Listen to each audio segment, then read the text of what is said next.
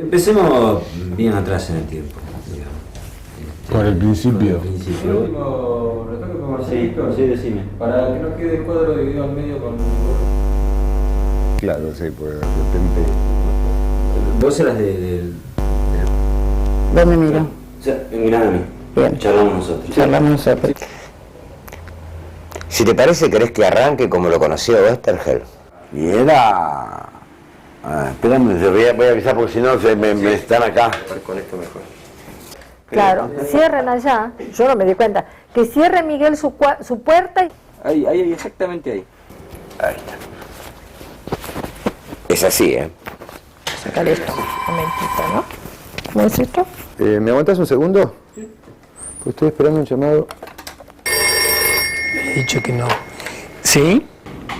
Mamá, ¿quién es? No de cargo. Hola.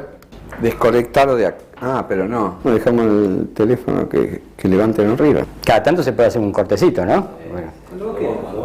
A ustedes les interesa que les cuente todo con pelos y señales, ¿no? Es un trabajo de investigación. Sí, o sea, yo te voy a plantear temas o... O sea, lo que es tu pregunta no aparece. No. Claro, bárbaro. Ojalá ustedes puedan armar ese rompecabezas, ¿no? Claro. Se me fue la cabeza. ¿Quiere? Corta, para.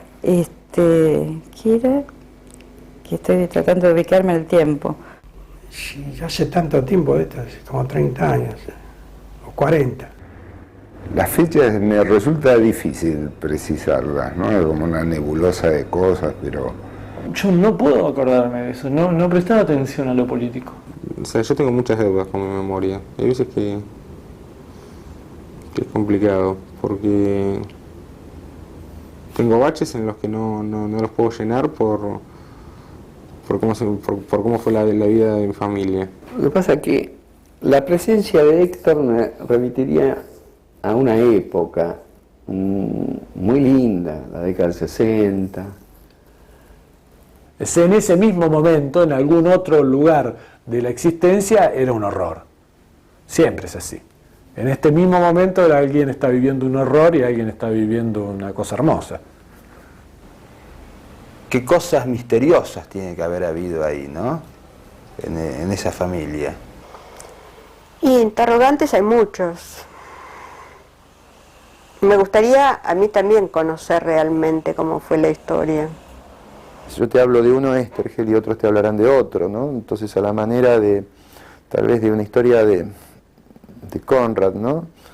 Es decir, ustedes puedan construir al verdadero Oesterheld, al Oesterheld total, completo, entrevistando a otra gente que tal vez lo haya conocido en su infancia, en su militancia. Así tan rápido tendría que pensar, pero...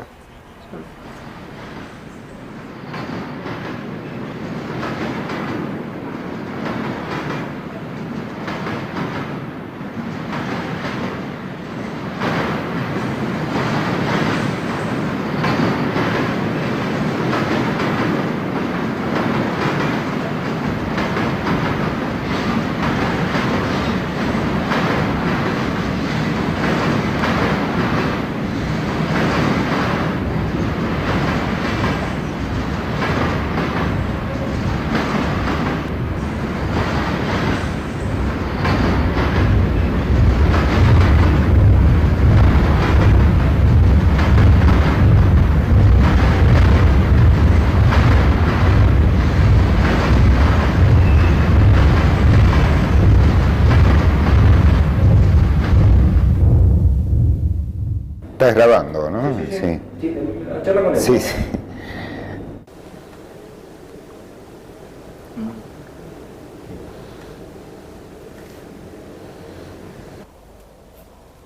Vamos. Cuando quiera. Es difícil hablar de un mito. Era un personaje, digamos, conflictivo, distinto. Por ejemplo, yo no me acuerdo de qué color eran los ojos de Héctor, pero sí me acuerdo de la calidez y el brillo que tenía su mirada cuando te decía algunas cosas. Se había construido como una especie de famita que yo percibía en récord de que era un tipo tosco, difícil, y de alguna manera se lo estigmatizaba, ¿no? ¿Por qué? Es un tipo que está buscando. No sé si buscará verdades, no sé si buscará límites. No puedo juzgarlo. Tendría que tal vez haber tenido un poco más distancia con él.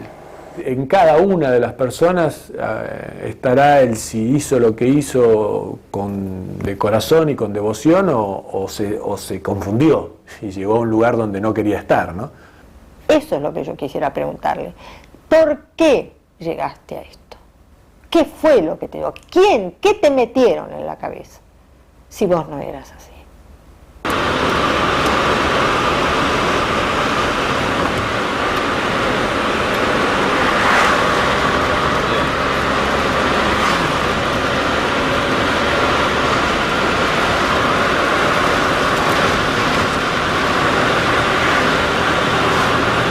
Sí encontramos otra casa en la que estuvo. ¿En dónde? En la capital.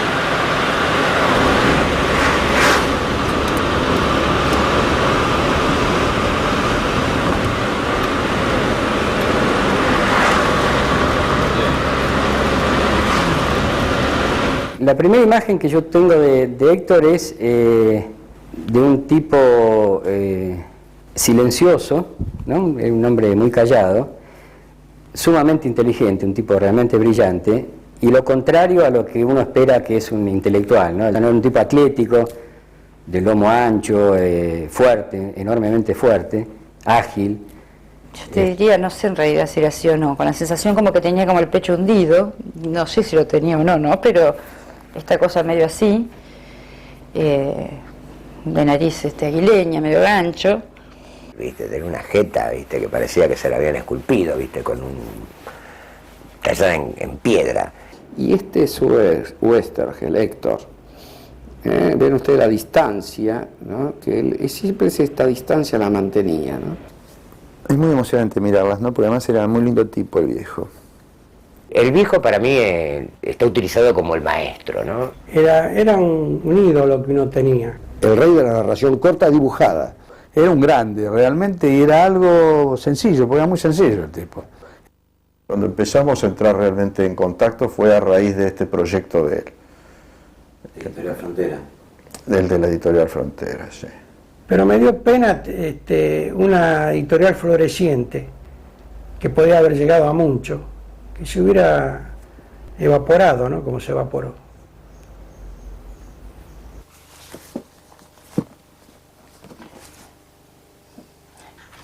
Me agarra fresco con esas cosas.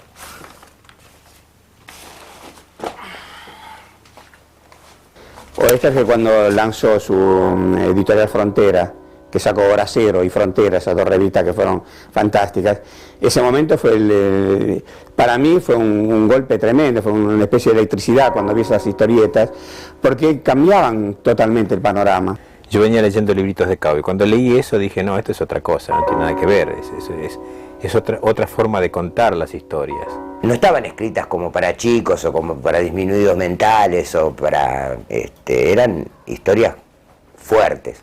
Introducía elementos de personalidad, de caracterización, de manejo de las relaciones interpersonales entre los protagonistas, que tenían un toque que se salía de los estereotipos a los que estábamos habituados. Los mitos ya no son mitos, los buenos no son tan buenos, los malos no son tan malos, y mete al hombre, a la vida en la historieta. Los héroes de Oesterhel no son seres privilegiados, no son personas de otro mundo, son personas comunes puestas en situación de conflicto.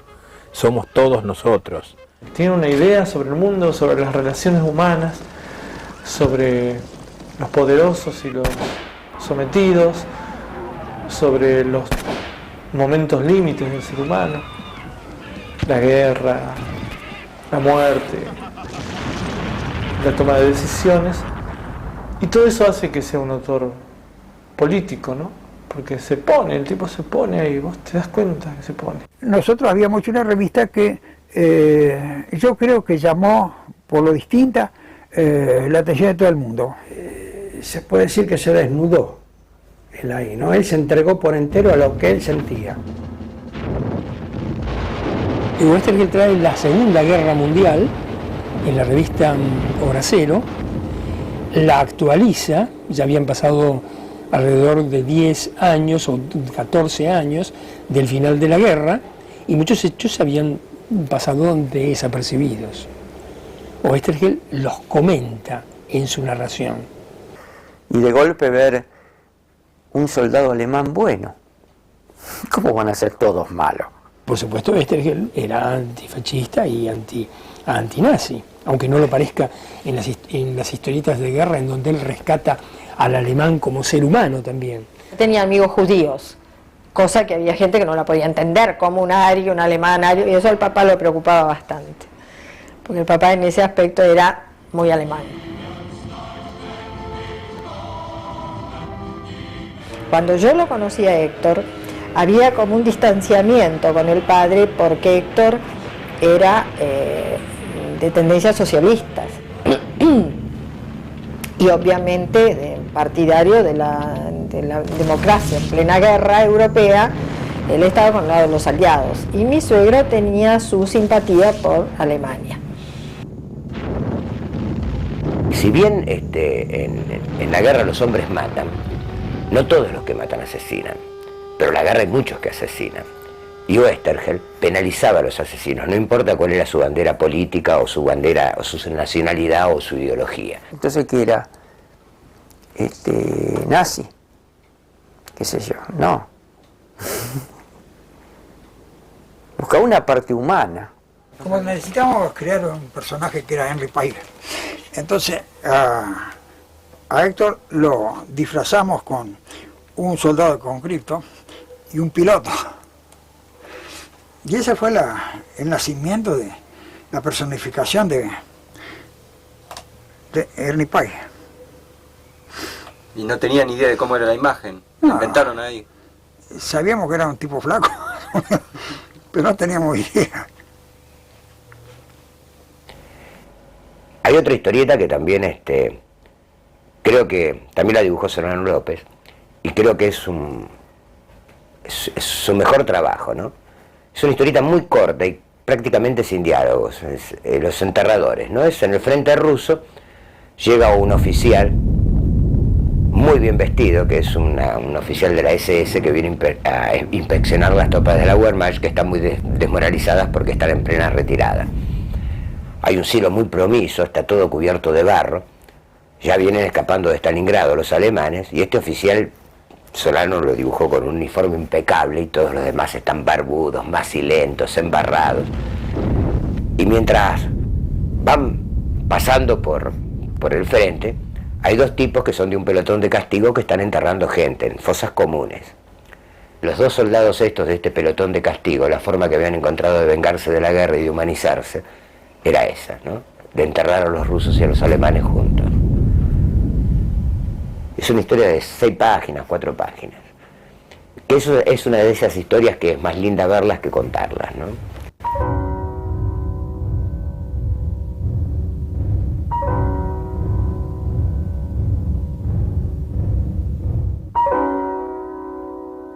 Mirá la gente que lo coleccionaba, ¿no? Porque esto, encuadernado, miren qué encuadernación. Eso ninguna se le hubiera ocurrido encuadernar historietas.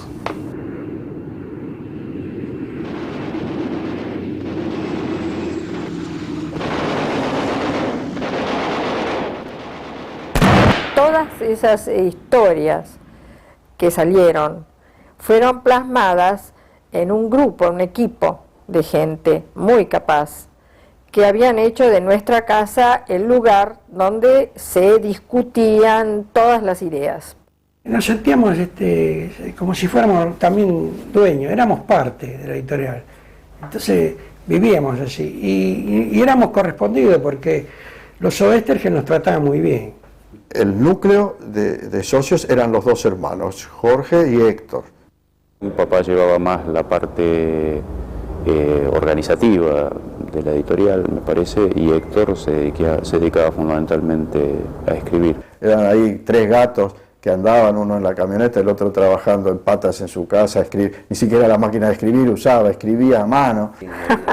Y bueno, él encontró la manera de resolver su vida muy bien, porque Héctor era un tipo muy cómodo, muy tranquilo, necesitaba la tranquilidad. Le encantaba, por ejemplo, él a la mañana tempranito se iba al jardín, sacaba los yuyos, uno lo veía siempre por el jardín dando vueltas, arreglando las plantas, regando cuando era verano, y uno pensaba, este hombre debe vivir de rentas, porque no hace nada, ¿no? Pero claro, esos eran los momentos que él creaba sus personajes y sus historias. Él tenía su lugar en la casa y de ahí, bueno, salvo cuando comíamos, se hacía algún asado y todo, pero él estaba ahí en su escritorio, trabajando en una habitación, en la misma habitación que dibujé yo para El Eternauta. Llena me acuerdo, de libros, papeles, como cualquier profesional, ¿no?, que trabaja, tiene todo desordenado. Así estaba la oficina de él. Y esto le gustaba a Héctor, estas cosas, ¿viste? Creo que fue un geólogo, o su formación. Increíble, ¿no? Por ejemplo, a mí me flasheaba mucho con los cuentos de cuando él era geólogo y andaba por ahí, ¿viste? O sea, lo que a uno le gusta, ¿no? Héctor, muchos de los cuentos para chicos que lo hace a partir de cosas que él sabía de las ciencias naturales, hablando de pajaritos o de flores o de cosas que él siempre encontraba alguna curiosidad en algún bicho y con eso hacía una historia. A nosotros nos deslumbraba el saber y la capacidad intelectual de Oesterheld, ¿no? Es decir, como un tipo que estaba trabajando en un género que siempre había sido tan relegado, tan menospreciado como podía ser la historieta, era un tipo que tenía ese tremendo saber. Un saber que no era solo el saber desde la práctica, ¿no?, desde contar historias. Un tipo que era lector de Conrad, de Stevenson, pero también de Sartre. Un tipo que te podía hablar de literatura argentina y podías hablar un rato largo con él sobre Borges, aunque él se sintiera más próximo a Rodolfo Walsh. Él tenía un amigo que era hijo de uno de los directores de la parte literaria del diario La Prensa, que en aquel entonces era uno de los diarios más importantes del país, La Prensa, y tenía una sección cultural de rotograbados que salían en sepia. En aquel entonces era así, donde se publicaban todo lo cultural. Y se mostraban las cosas mutuamente. Y él le decía, vos nunca me mostrás lo que vos hacés. Entonces un día Héctor le dio algo que había escrito. Le encantó y se lo llevó al padre. Entonces se despierta un día a la mañana y se encuentran con la publicación del libro, del cuento. El otro le dio la sorpresa, no le dijo nada. Y apareció la publicación del cuento de Héctor. Y hacía una semana que estábamos nosotros de novios.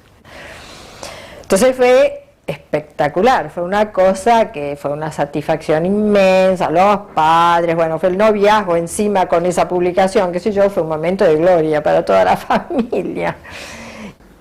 Él decía a veces de su vida privada y de su vida también como narrador, que tal vez hubiera sido más prestigioso para su mujer que ser la mujer de un Sábato, de un Borges, ¿no?, que él escribiera novelas o cuentos como los de Borges o Sábato, y no ser la mujer de un guionista de historietas, ¿no?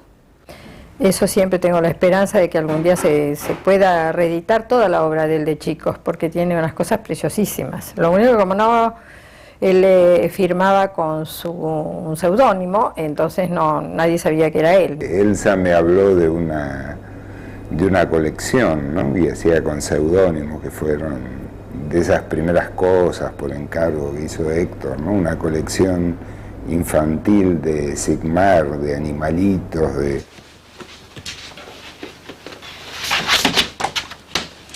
Acá esta es la historia de los ositos que le comentaba de la muñeca, ¿no? Cuando queríamos enriquecer alguna colección, entonces le decíamos Oesterheld, lo llamábamos así, Oesterheld, queremos un cuento, ¿qué nos propone? Trapito es otro cuento de Oesterheld, que es el conejo que quería cumplir 2 veces, ¿no? El cumpleaños de Trapito. Por ejemplo, me acuerdo del elefante paquete, ¿no? Mi modelo de elegancia infantil, ¿no? Tan prolijito. Antes de eso ya había leído Gatito y Rompococo, o El diario de mi amiga, que también los hacía él. Y la biblioteca Bolsillitos, que era una biblioteca de cuentos infantiles que yo leía cuando era un infante, también los hacía él.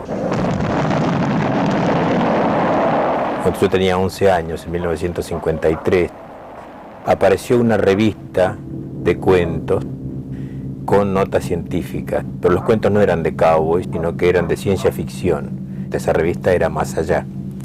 Entonces esa revista a mí me dio vuelta la cabeza, realmente, porque me abrió un mundo que yo no sospechaba. Más Allá lo hacía casi todo Oesterhel, aparte de los cuentos que eran traducidos, las notas, todas las pastillas, todas las notas, el correo de lectores, un montón de cosas las hacía Oesterhel. Sí, para mí eso es una de las incógnitas, como dijiste, ¿no? Que ¿por qué no se dedicó a la literatura de lleno? Yo lo que pienso más bien es que él descubrió una vocación. Porque sabemos históricamente que cuando empezó a escribir historietas, no fue por decisión propia, sino que fue por encargo de la editorial Abril. No sé, quizá porque se quería acercar más a la gente, se quedó con la historieta. Porque él sabía que quienes la leían, ahí al pueblo, la masa, ¿no? Y eso creo que es lo que le interesaba a él. Algunos decían que Héctor podía haber escrito la vida de Hitler como la del Che Guevara. Era un profesional, que en ese sentido no tenía una ideología. No sé si hay que entrar un poco en la política, ¿sí? Porque supongo que Oesterhel era peronista, ¿no? Cuando surge Perón, para él Perón era un hombre, en fin, un demagogo.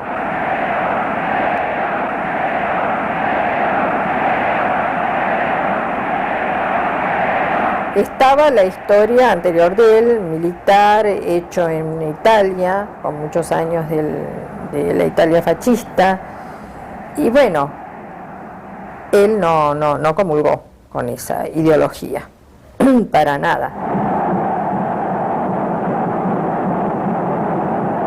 Yo creo que en el sentimiento peronista la figura de Perón es central, es fundamental, así como la de Evita, ¿no? Y yo creo que eso él no lo sintió nunca, ¿no? No creo que lo haya sentido, era muy antiperonista. En el ambiente nuestro realmente el peronismo no teníamos ni siquiera amigos peronistas, no existía eso. Para servir a la patria y para sacrificarnos si es preciso el día que llegue la necesidad. En agosto del 55 recibe una invitación para ir a la presidencia, a no sé qué oficina de la presidencia de la Nación que querían hablar con él. Y naturalmente nos quedamos muy impactados porque no esperamos nunca eso. Y muy preocupados, porque no sabíamos de qué se trataba. Yo quedé muy angustiada. Entonces fue y justamente le propusieron si podía hacer el guión con la vida de Perón. Entonces eso sí, tenía que instalarse en la quinta presidencial para hablar con él en el momento que lo necesitara. Instalarse allí, iba a tener un sueldo, en fin, todos los beneficios posibles. Que nos hubiera venido magníficamente porque en ese momento estábamos realmente preocupados con las entradas eran cada vez más magras y nuestra tercera hija estaba por llegar. Y bueno, entonces él dijo que no. Se planteaba como un trabajador anónimo, ¿no? Primero como un trabajador, como un artesano, un tipo que desde la oscuridad de una editorial, de una redacción, establecía un vínculo muy profundo con una masa inabarcable de lectores, ¿no? O sea, él decía, bueno, está bien, yo con esto llego a la gente comercialmente y masivamente, pero bueno, puedo mandar otro mensaje, ¿no?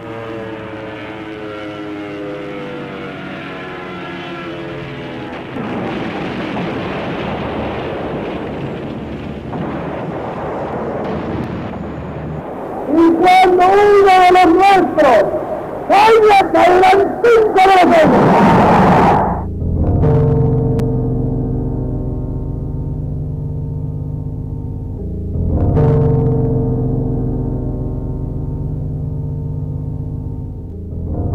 causaba gracia, porque dijimos, mira vos qué poco te hubiera durado el éxito. No hubiera llegado a hacer nada, porque enseguida vino la revolución, lo sacaron a Perón y ahí se acabó todo. Por ahí.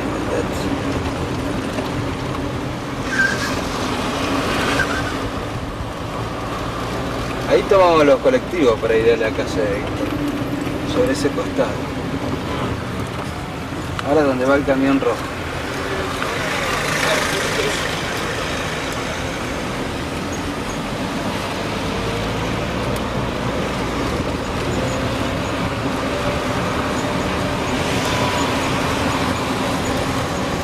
Héctor, ¿de qué hablaba de su niñez? Bueno, él hablaba del campo.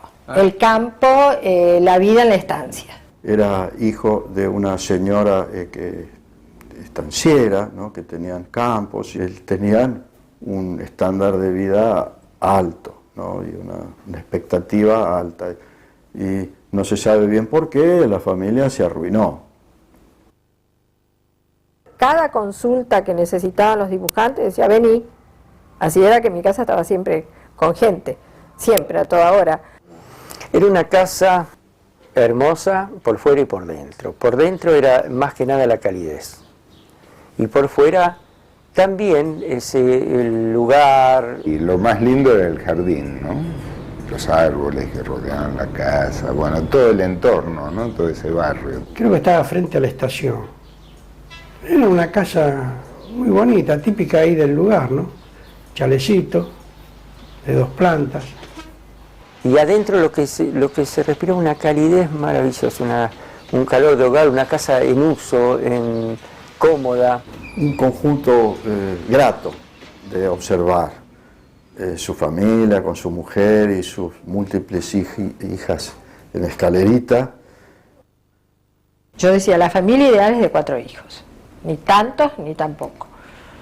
Y bueno, se cumplió lo que yo quise. Lo único que no calculamos que iban a ser todas nenas. Pero él lo vivió con una felicidad y yo casi diría, era un abuelo, no era un papá, era un abuelo. Absolutamente enloquecido con sus chicos.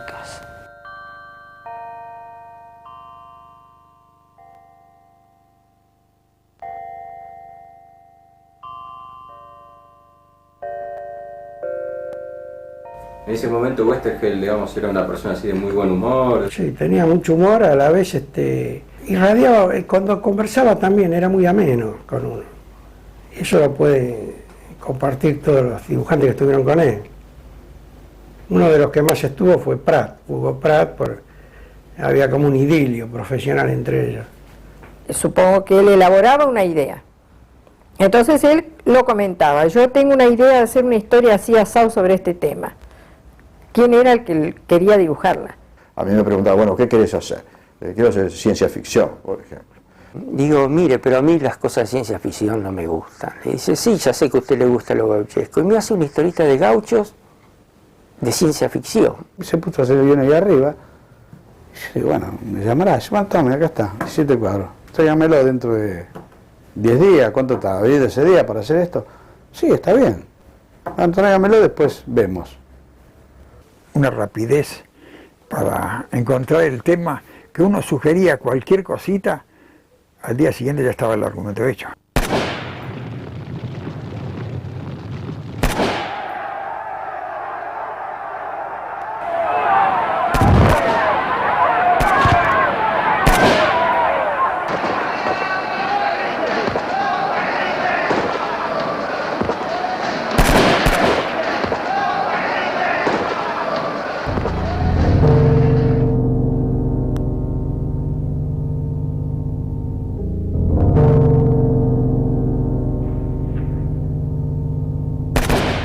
¿Vos habías leído la obra de él, la obra de Héctor? Sí. Y lo que me llamaba la atención era precisamente en El Eternauta, era la inserción del país o de lo político, ¿no? Dentro de esa obra que no es simplemente de ciencia ficción, ¿no?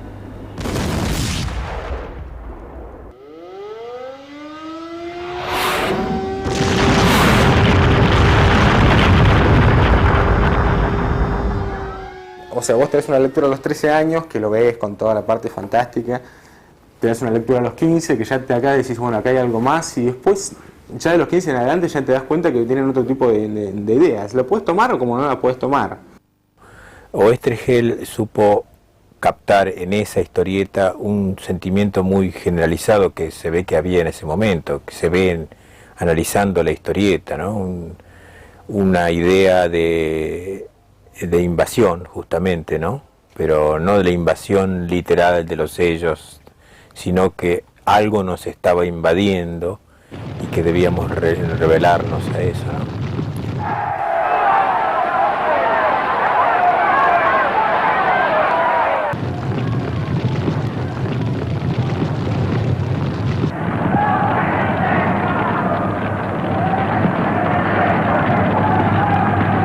Hay una cosa interesante en el Eternauta, que es una cosa que sí que es muy visible.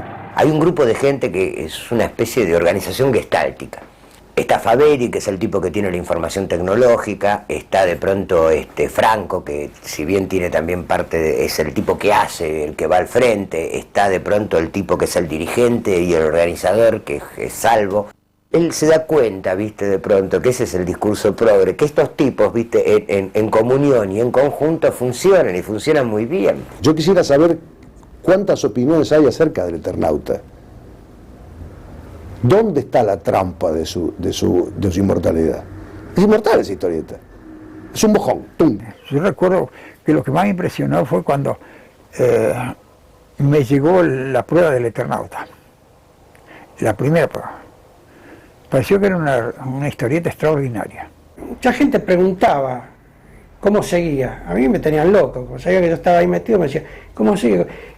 Todos estaban interesados. Yo lo que trataba era de que cada personaje expresara una serie de datos de humanidad, de contenido anímico, psicológico, sentimental, que engancharan con el lector. Además uno la vivía porque hablaba de los lugares que uno conocía, que frecuentaba, ¿no? La General Paz, esa famosa batalla. La cancha de River. Cuando, qué sé yo, cuando vienen los burros caminando por Santa Fe y las Heras que están llegando a Plaza Italia, la gente pasa por el bondi por ahí, ¿viste?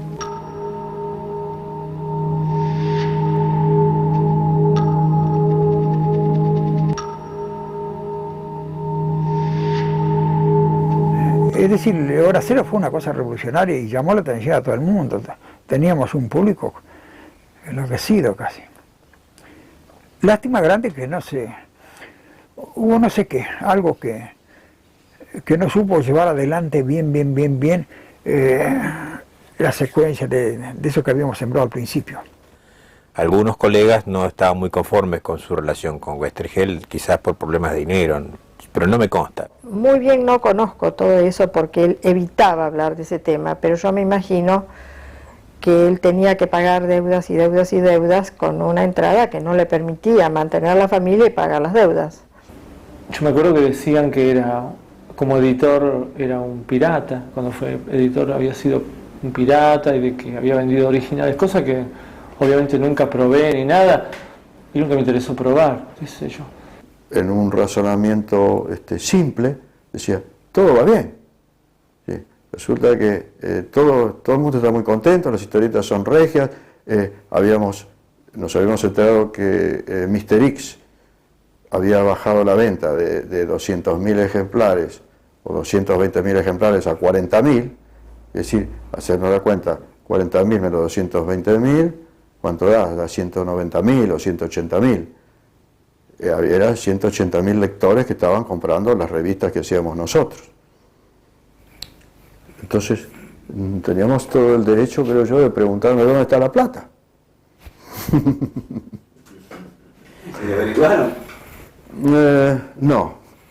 Nosotros, con el producto de nuestro trabajo, íbamos a terminar integrando una proporción de capital dentro de la editorial. Lo que nos iba a dar condición de socios, ¿cierto?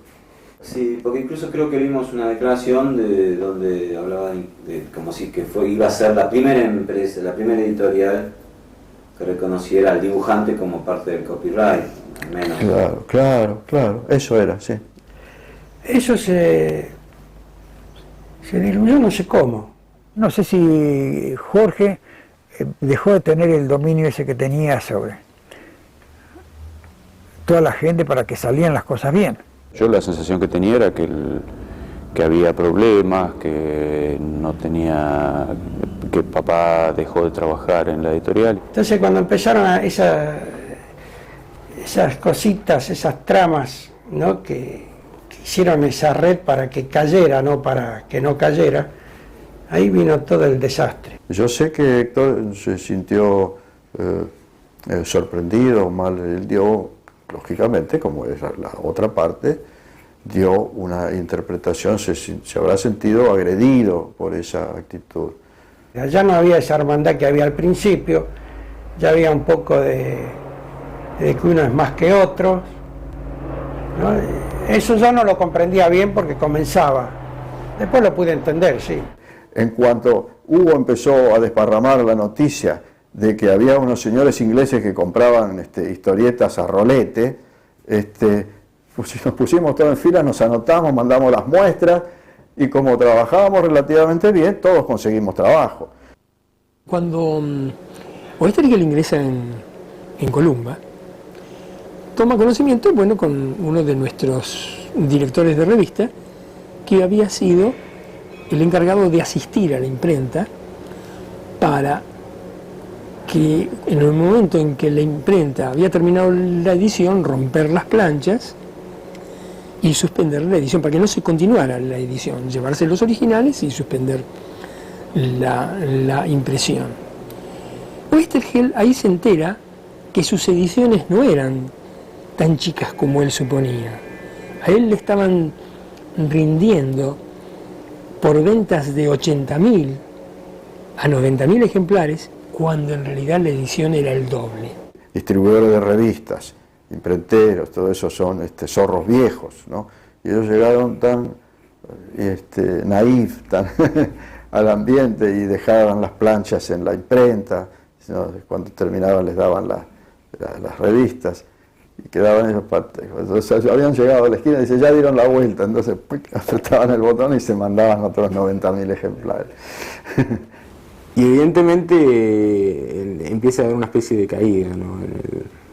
Realmente fue toda una serie de cosas que conspiraron contra él, contra la creatividad de él. No pudo realmente. Debía tener una carga interna de soberbia que posiblemente le impedía mostrarse como pasando por un momento de falencia o de falta de resultados o de inexperiencia en un tema en el que se había metido, que posiblemente creyó conocer y los resultados a la postre se dio cuenta de que había muchas cosas que no funcionaban y que él no estaba manejando bien.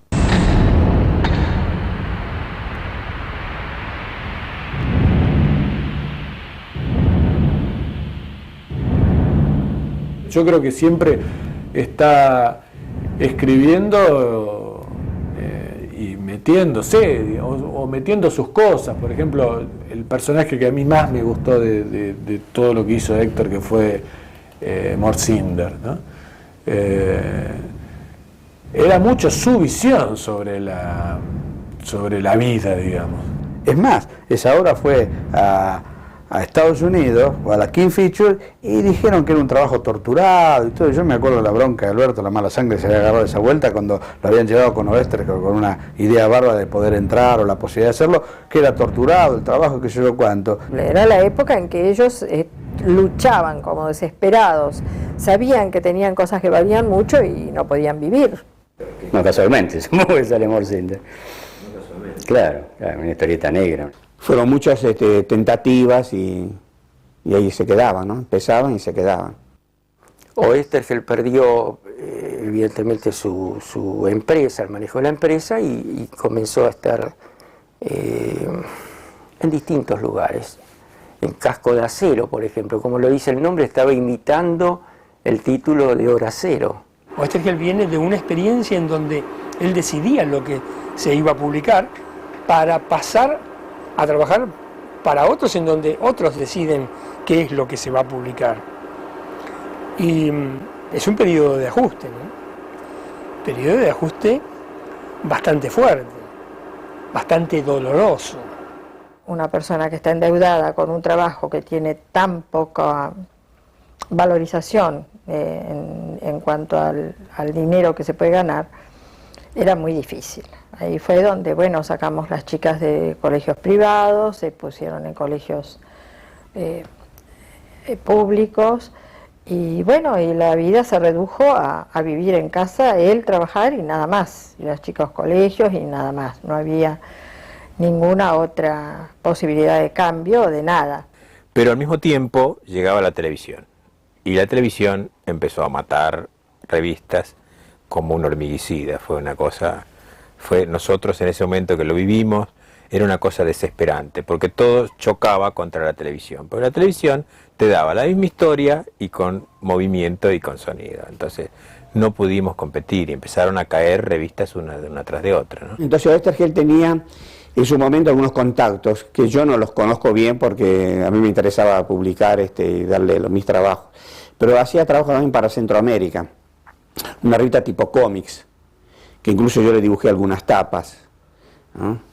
Había una revista de ciencia ficción, había revista aparentemente política, alguien me dijo algo que parecían que eran anticastristas, pero es algo, comentario que yo escuché en su momento y no le di demasiada importancia. Empezó a trabajar en todas las revistas posibles, incluso en las revistas de cuarta, digamos, donde yo publicaba, en las revistas piratas. Entonces ahí lo conocía a Oesterheld, que llevaba sus guiones como cualquier persona. Que yo ya ni me quería enterar. Yo no estaba de acuerdo en que él siguiera haciendo eso. Mi propuesta era que él cambiara, que volviera a lo mejor a un empleo o algo de su carrera, y que igual le iba a permitir seguir escribiendo, pero en poca cantidad, o sea, de una forma más selectiva. Pero él no quiso. Él siguió tratando de salir adelante en lo que estaba haciendo.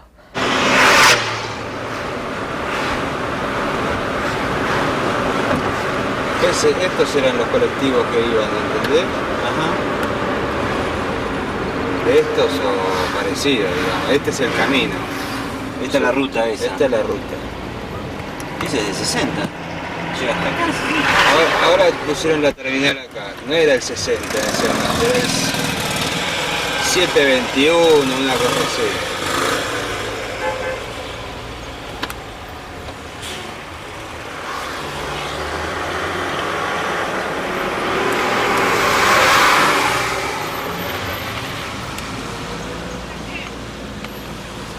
Hemos llegado a la Revolución Argentina con un vasto plan de afirmaciones positivas y de realizaciones concretas. Este es el fin del proceso de deterioro que nos ha inmovilizado. Ay, Pepe Galleta, un guapo en camiseta. Señor Galleta, yo quería decirle...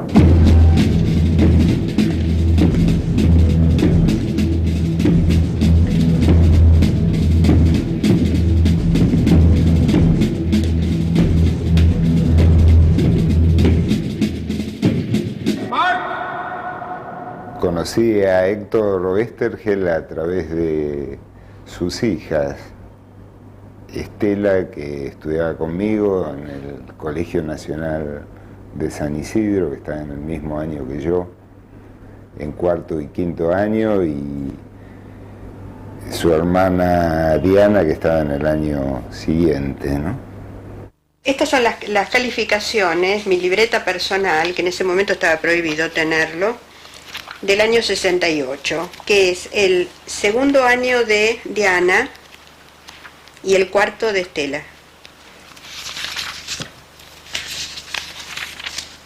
Bueno, y estas son las notas. Este es el primer bimestre, Oesterheld, Diana e Irene, que se saca 9 de promedio. Estas son las notas de redacción, 9, 10, 9, muy bien. Esta chica escribe bien. El ambiente era muy literario, ¿no? O sea, las chicas, por ejemplo, Beatriz, cuando yo empecé a acercarme a ella, que tendríamos 15 años, estaba leyendo El Quijote, pero no como una cosa así de postura. Era lo que estaba así junto con Tintín, Quijote, clásicos. Y me parece que era bastante diferente de mi casa, ¿no? O sea, en el sentido de que, bueno, podíamos hablar de otras cosas, ¿no? Éramos muy, ¿cómo te puedo decir? Muy alegres, pero buscando cosas, era toda una etapa de búsquedas. O sea, normalmente con cualquier padre, en el momento que vos apretabas mucho, quería decir, te soltabas, venía el golpe sobre la mesa, no, basta. Con Héctor te das cuenta que era un chabón, que era un tipo, con el cual uno se podía conectar. Que era una cosa importante y destacada porque en general lo nuestro era un conflicto generacional y había ruptura con los padres también. Yo creo que esa forma de ser padre de Héctor le había dado muchas herramientas a las chicas. Bueno, abrí justo.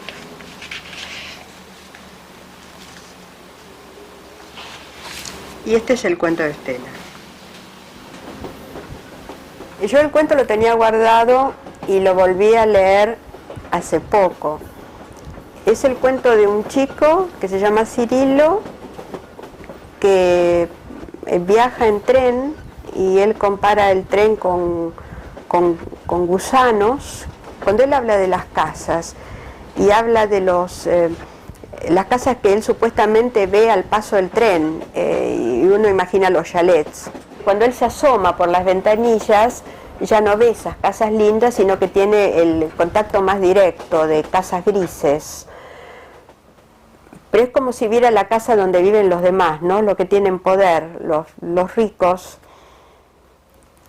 Esos dos mundos que posiblemente ella estaba percibiendo muy, muy claramente. La cuadra mía y la de las chicas era la periferia de un barrio directamente oligarca. En los nuestros eran ponerle en mi cuadra había 7 casas, pero en las cuadras de atrás había hasta una por manzana, digamos, ¿no? Ubicándolo, digamos, era gente extranjera, ejecutivo, gente hasta abajo, ya pasando Libertador, vivían los Bornes, en fin, digamos, era ese barrio. Ahora nosotros estamos frente a la vía, pegado a la vía. Del otro lado de la vía empezaba otro territorio, clase media, media baja y villa a 10 cuadras de mi casa. Y un poco a través de curas, en aquella época curas del tercer mundo, cada uno nos fuimos acercando a distintas realidades. Yo creo que se produjo un contacto, una especie de alianza o un contacto muy, muy interior entre la villa y los pibes jóvenes, ¿no? Nosotros habíamos nacido casi en golpes de Estado sistemáticos y continuos. Las democracias que nos tocaban vivir eran democracias muy cortas, donde el poder de facto dominaba a la Argentina, ¿no? Cuando Onganía derroca a Ilia y realmente se clausuran los tiempos políticos, que es toda la etapa de crecimiento mío, terminar la secundaria, toda mi etapa universitaria, mi etapa de interés por la cosa pública, por la pasión por el país, que era la pasión de toda mi época, me toca todo el guevarismo y demás, pero no había canales de participación política. Una hipocresía absoluta, se hablaba de democracia y estaba absolutamente proscripto lo que uno se daba cuenta que era lo que querían votar la sirvienta, el jardinero, el verdulero. Había represión y nos parecía que eso era lo peor que nos podía pasar y ya había que cuidarse. Se torturaba en todas las comisarías de la Argentina y se consideraba normal.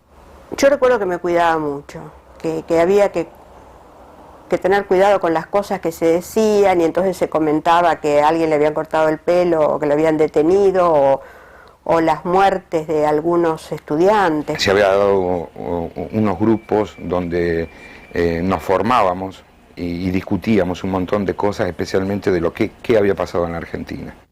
Ellas habían vivido en realidad muy en una campana de cristal en realidad, porque estuvieron en colegios muy buenos, una vida de deporte, de clubs, qué sé yo. Cuando se dejó todo eso, ellas ingresan en la adolescencia a un medio popular donde empiezan a entender el mundo de la gente común.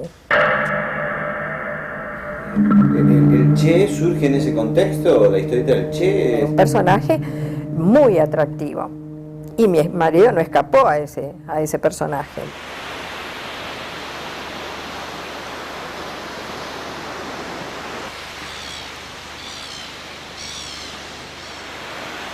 Eso fue un proyecto que nos trajo Héctor, a mi viejo y a mí, ya muy cocinado, ¿no?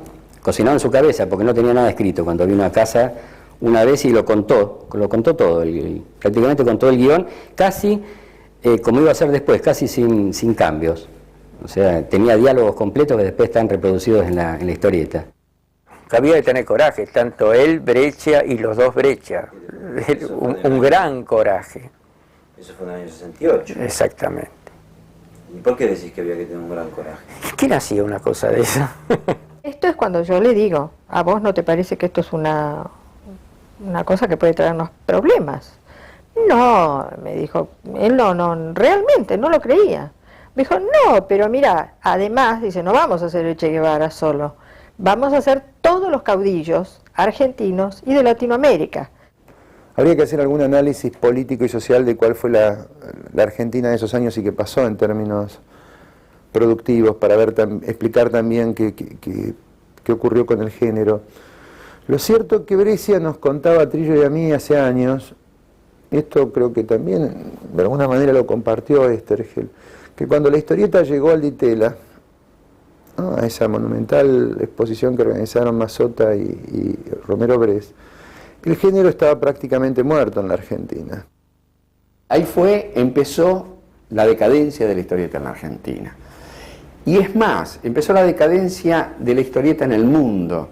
Pagaba tan poco Álvarez que yo quedaba debiendo 5 mangos, no me acuerdo 5 mangos de qué, pero me acuerdo que eran 5 mangos del precio de la cartulina enyesada. O sea, a mí me pagaba, y me pagaba, lo que me pagaba por página eran 5 mangos menos de lo que me costaba cada cartulina. Che. ¿Y te acordás de cuáles eran esas partes que discutían con Héctor? Sí, me acuerdo de la fealdad de los cosos. Espera, lo pasé recién. Es el coso.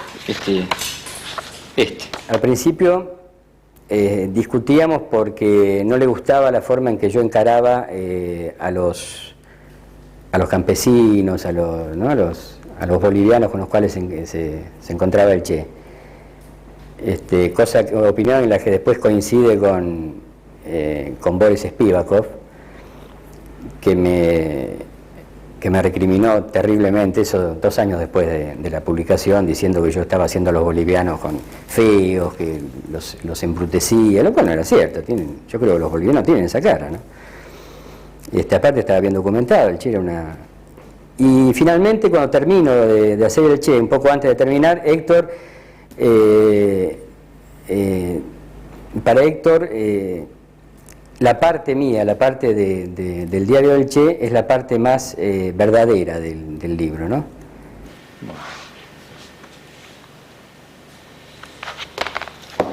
Yo creo que eso fue uno de los momentos en que él empezó a modificar un poco su estructura.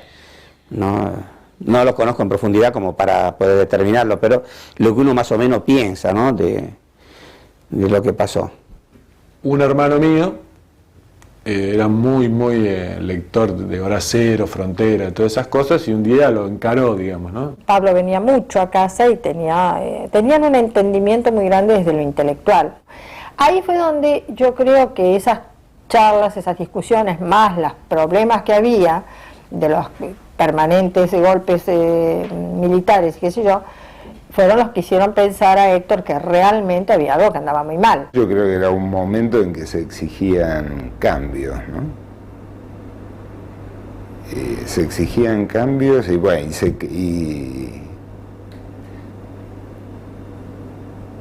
se creía que eran posibles esos cambios, ¿no? La conversión ideológica que sufrió una gran cantidad de gente en esa época era producto de que por primera vez a lo mejor vimos como algo realizable de pronto una utopía, ¿no?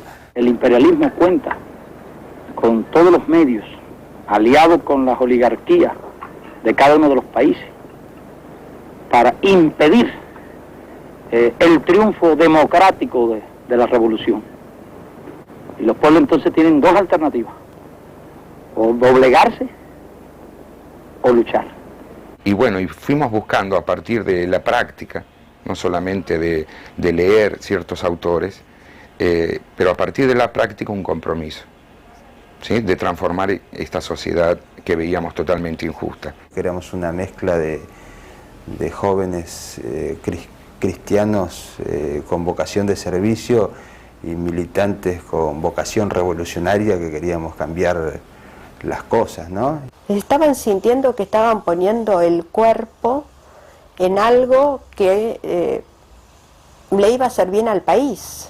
Estaba mi hermano Pablo, que se había ido al interior, o sea, estudió sociología y se había ido al interior a trabajar con las ligas agrarias, a que en aquel momento eran los primeros grupos, se fue a Tucumán, por ahí. Era una idea desde lo ideológico de ir al lado de los que más posibilidades tienen de mejorar la sociedad.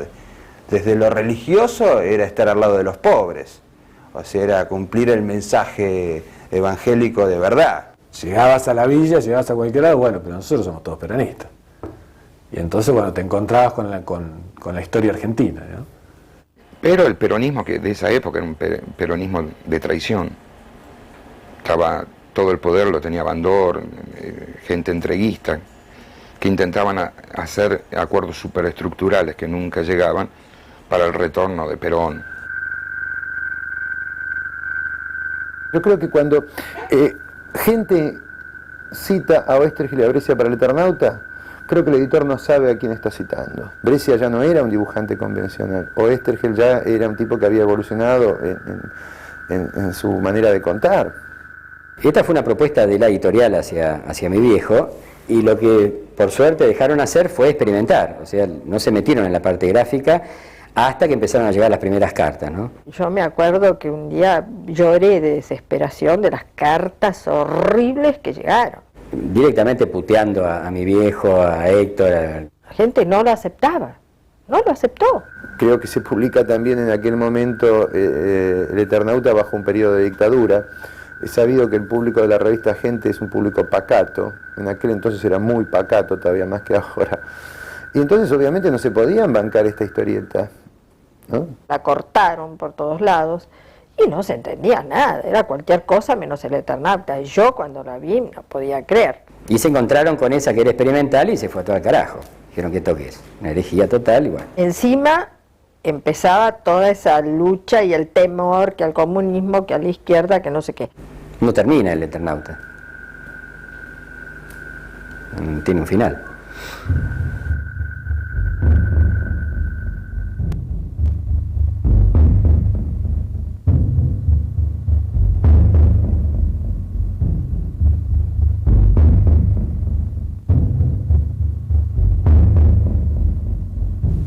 Los hechos que a mí me marcaron, y yo supongo que, por ejemplo, a Beatriz también mucho, era Vietnam y el Cordobazo, ¿no? Entonces uno llegaba y lo contaba, y lo que me pasó, y la historia, y todo, entonces todo un ambiente muy politizado. Era una corriente fuerte, y uno navegaba con esa corriente, ¿no? Yo me manejaba pensando en que las chicas no comprometieran su vida políticamente.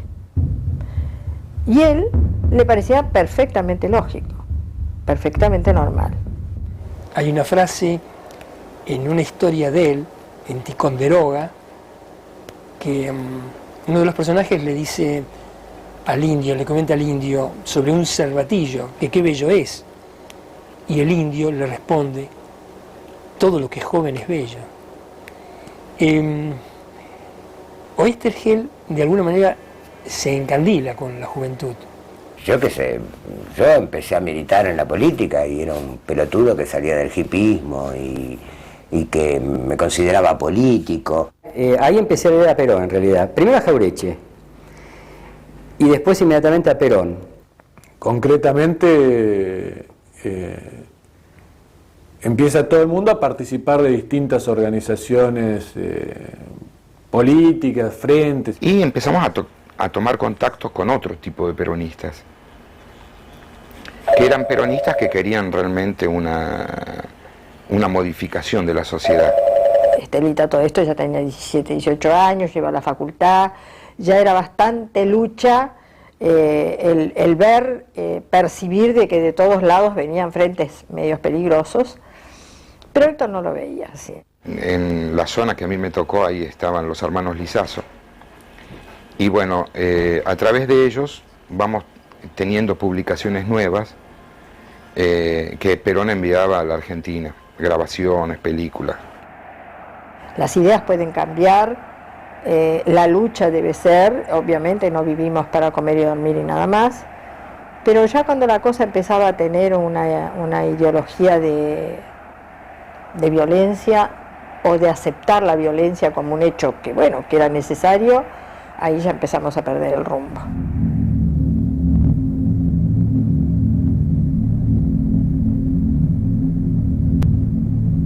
Aramburu, todo eso se veía como una cosa simpática, atractiva, todo el mundo quería saber, todo el mundo quería tener contactos, y dentro de todo ese fenómeno, lo que más atracción producían eran las organizaciones armadas, o sea, el hecho insurreccional. Yo creo que por ahí, después del Aramburazo, que yo también lo reivindico, es el primer acierto político importante, y a partir del cual se van acercando a Montoneros muchas otras facciones de juventud peronista que venían luchando de la misma manera, digamos, desde otros lados. Si nuestra liberación es inseparable de la liberación continental, debemos coordinar también esta lucha con la de Asia y África. ¿Es esta lucha del tercer mundo la que puede universalizar la liberación del hombre? Natural es el tercer mundo. Y hoy, nosotros, los que trabajamos dentro de esta línea, estamos en el tercer mundo. Y trabajamos en el tercer mundo y estamos conectados, todos los dirigentes de América estamos conectados con ese tercer mundo, como estamos conectados con la idea de la liberación del continente. Y trabajamos para eso. Y creemos que la juventud, que la gente del futuro debe aferrarse a esa posición, porque será la posición del futuro. Siempre recuerdo cuando una vez paré a uno en el patio, un chico de 5º año, y le dije, yo quiero que me expliques en pocas palabras qué es el peronismo. Para él Perón era el gran padre, ¿no? Pero él me miró asombrado y me dijo, Eve, Perón, no, el peronismo, no Perón. El peronismo es un sentimiento.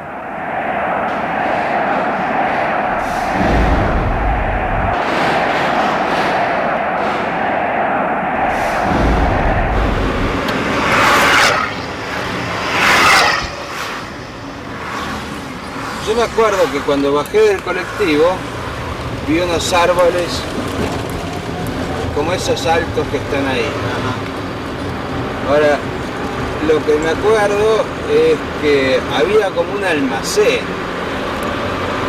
o una cosa vieja sobre la derecha, cosa que ahora no existe, pero bueno, todo puede cambiar, ¿no?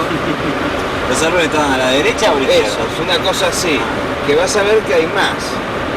Ahora total vamos a esperar, vamos a tratar, si vemos una entrada nos metemos. ¿Acá? Sí, una entrada de calle, ¿no? No una entrada de... Esto no es calle. Aquí por allá. Sí, métete ahí. Esta es una calle, ¿no? Allá hay una calle.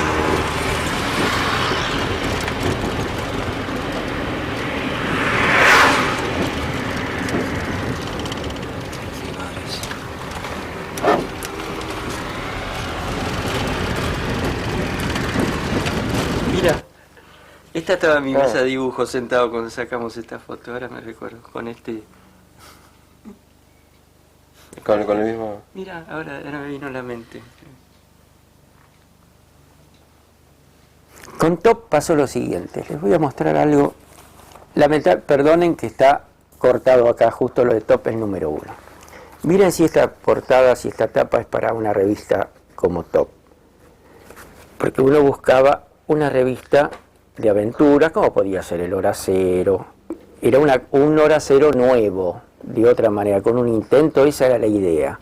Justamente Oestergel estaba disponible, digamos, para hacer guiones, y bueno, rápidamente lo llevo a la editorial y escribió un Ernie Pike en Vietnam. Ahora, ¿qué sucede? Fíjense que descalzada una mujer acá, en ese entonces no tenía nada que ver. Y te imaginas, la revista fracasa, pero era como una cosa que a mí me dolía de verlo con esa necesidad de tengo que entregar esto para cobrar. Eso era una cosa que venía y me dolía, claro, porque ver a una persona presionada económicamente o de cualquier manera no es lindo, ¿no? Y entonces ahí la cosa fue decayendo y hablando con presas y con Oesterheld hice un poco el puente para que él pudiera ir a Columba. Aplicando la fórmula de Columba, él puede llegar a hacer otra cosa. Yo creo que esto es lo que define a Oesterheld, además como creador y como talento, que tiene la capacidad de convertir los obstáculos en virtudes.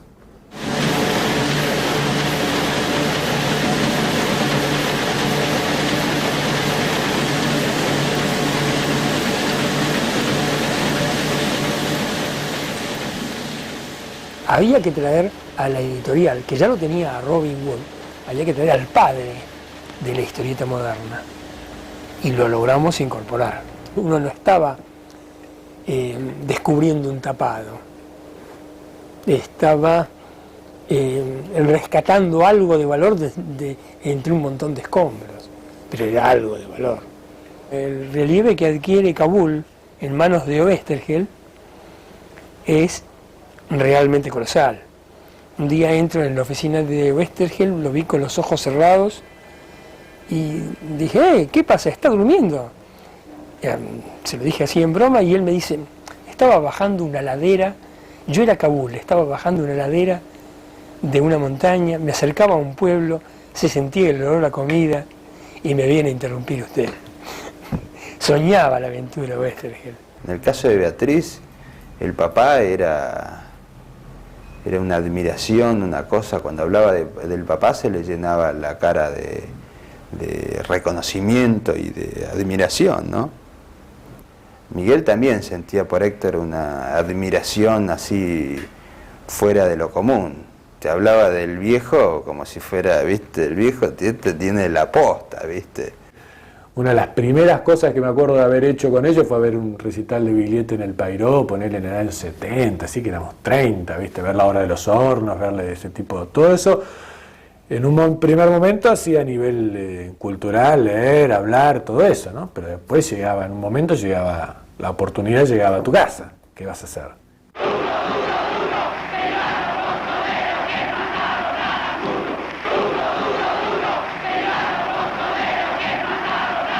Hay un sector de un peronismo autodenominado combativo. ¿Usted cree que puede haber alguna diferencia en el peronismo? Bueno, los muchachos se ponen calificativos propios. Los hay ortodoxos, los hay heterodoxos, los hay combativos, los hay contemplativos, pero todos trabajan. Los montoneros aparecían como tipos bastante muy idealizados. Entonces nosotros aportábamos políticamente desde esta realidad barrial y además sentíamos un gran apoyo de la gente, ¿no? Nosotros llegamos a la villa y yo me hice amigo, muy amigo de por ejemplo, un chico, Vichy. Había toda una teoría de desclasamiento, ¿no? Nos hicimos amigos, profundamente amigos. Él era un villero y yo era un oligarca, digamos. Yo me fui para San Fernando, un barrio que se llamaba Las Armas, y en esa zona tomabas contacto con cosas que obviamente en Beca ni en San Isidro no se veían. O sea, tomabas contacto con chicos que se morían por falta de atención médica, gente que no tenía sistemas cloacales, que no tenían agua potable. Que era una experiencia de vida distinta, a la cual no querías volver a la otra. ¿Entendés? No.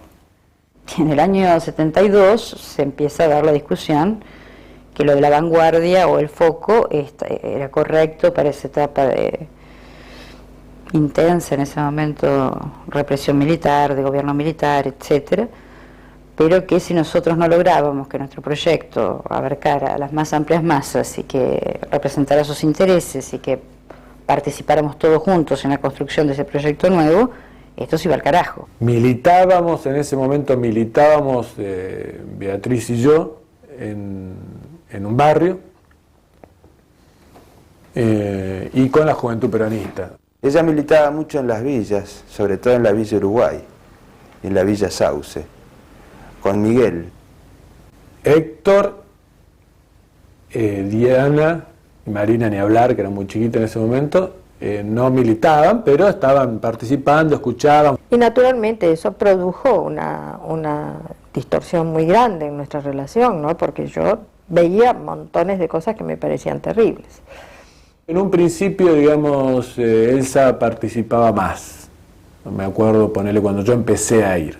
Nos habíamos entendido siempre en todo, desde tan jóvenes que nos conocimos, nos casamos, siempre hemos sido una pareja realmente que nos entendíamos, hasta que llegó todo este tema, que yo ahí se me presentó una persona que yo no lo conocía bien. Yo seguí siendo la misma, él no, él cambió, yo no. Empezó a haber cada vez más distancia, y ya se producía, había un paralelismo, digamos, ¿no? Elsa estaba la planta de arriba, ella estaba más bien arriba o en la cocina, con María, que era la señora que trabajaba ahí y que vivía ahí, que era una parte de la familia, digamos. Y por otro lado, Héctor y las chicas. Y Westergel comienza a hacer una especie de purgatorio político. Empieza a decir: me equivoqué en este momento, debía haber pensado otra cosa, debía haber hecho tal cosa. Es decir, hace un cambio de posición. ¿Por qué vamos a presuponer que un hombre que se incorpora hoy, en vez de haberlo hecho hace 45 o hace 25 años, va a ser peor que esos que se incorporaron entonces? En este sentido, el movimiento justicialista, para ser realmente justicialista, y debe admitir que todos los hombres pueden ser buenos y que todos pueden tener razón, e incorporarlos a servir al movimiento. Desde el punto de vista de él, no había sido más que un idiota útil, demorador de cambios profundos que él veía que se avecinaban en la sociedad. Él me decía en un momento en el 72, me decía: vos pensás lo loco que es para mí esto, es como que el día dentro de 20 años vos estés escribiendo en una pared, Lanús se vuelve.